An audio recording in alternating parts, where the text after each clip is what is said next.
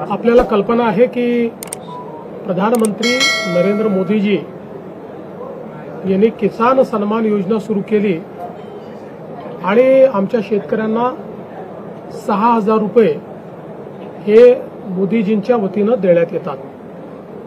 महाराष्ट्रामध्ये महायुतीच्या सरकारने देखील नमो शेतकरी महासन्मान योजना सुरू केली आणि या योजनेत आम्ही निर्णय घेतला की केंद्र सरकारच्या 6,000 रुपयांसोबत महाराष्ट्र सरकार देखील त्याच लाभार्थ्यांना शेतकऱ्यांना 6,000 रुपये देईल, म्हणजे महाराष्ट्रातल्या शेतकऱ्यांना एकूण 12,000 रुपये त्या ठिकाणी मिळतील।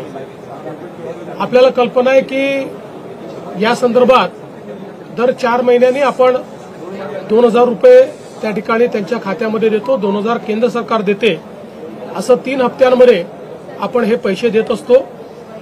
नुकताच प्रधानमंत्री महोदयांनी 20वा हप्ता या योजनेचा त्या ठिकाणी दिला आणि त्याच अनुषंगाने आता आपण देखील आज मंत्रिमंडळ बैठकीनंतर शेतकऱ्यांच्या खात्यामध्ये आपला नमो शेतकरी महासन्मान योजनेचा जो हप्ता आहे तो जमा करण्याकरता आपण कार्यक्रम केला आणि एका क्लिकवर हे पैसे आता जमा झालेले आहेत। जवळपास 91,65,156 एवढ्या शेतकऱ्यांच्या 91,65,156 शेतकऱ्यांच्या खात्यामध्ये जवळपास 1,892 कोटी आणि 61 लाख 1,892 कोटी आणि 61 लाख रुपये हे आपण आज जमा केलेले आहेत। आणि मला विश्वास आहे की ही जी काही मदत आपण करतो त्याच्या पाठीमागचा आपला हेतू हा असतो की शेतीच्या कामामध्ये जे काही छोटे मोठे खर्च शेतकऱ्यांना येतात किंवा अनुषंगिक खर्च येतात त्याच्यामध्ये त्यांना मदत मिळाली पाहिजे।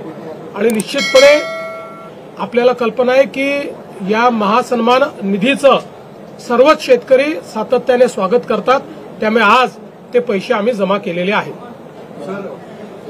वेगळा आहे सोलापूर जिल्ह्यामध्ये जो कलेक्टरचं प्रकरण आहे, कलेक्टरांचा आता अधिकृत अशी माहिती आली की जी अवैध वाळू त्याच्यावर डीवायएसपीने कारवाई केली आहे। अजित पवारांनी ती धमकी दिली, त्याच्यावर आता प्रश्न उपस्थित होता की अजित पवारांच्या बाबतीत कारवाई का होते।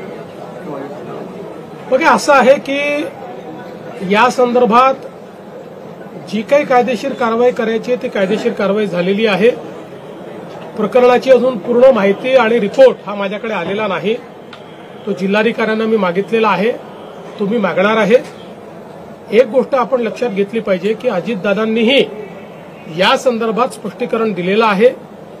खूप वेळा समोरच्या बाजूला काय चाललं आहे याची आपल्याला कल्पना नसते। अनेक वेळा आमच्याकडे निवेदनं येतात, त्या निवेदनावर आम्ही कारवाई करा असं लिहितो, मात्र त्या निवेदनात सांगितलेली वस्तुस्थिती आणि प्रत्यक्षातली वस्तुस्थिती यात खूप अंतर असतं। मग अशा परिस्थितीमध्ये अधिकारी आमच्या नजरेस आणून देतात की आपण जरी कारवाई करा म्हटलं असलं तरी यांनी दिलेली वस्तुस्थिती योग्य नाहीये, खरी स्थिती वेगळी आहे आणि त्या आधारावर कामं होतात। त्यामुळे या संदर्भात आता अजितदादांनी खुलासा केलेला आहे आणि मी स्वतः या संपूर्ण प्रकरणाचा रिपोर्ट देखील मागितलेला आहे। सध्या तरी एवढंच मला असं वाटतं पुरेसं आहे। दुसऱ्या बाजूला राष्ट्रीय पातळीवरती आज उपराष्ट्रपती पदाची निवडणूक आहे। विरोधकांकडून असं म्हटलं जातं की क्रॉस वोटिंग होईल आणि एनडीएतले सुद्धा काही खासदार आमच्या यूपीएच्या उमेदवाराला मतदान करतील। त्यांनी निश्चित स्वप्न पाहत राहावं। मी एवढंच म्हणेन, आगे आगे देखिए होता है क्या। महाराष्ट्रातून क्रॉस वोटिंग होईल, आगे आगे देखिए होता है क्या।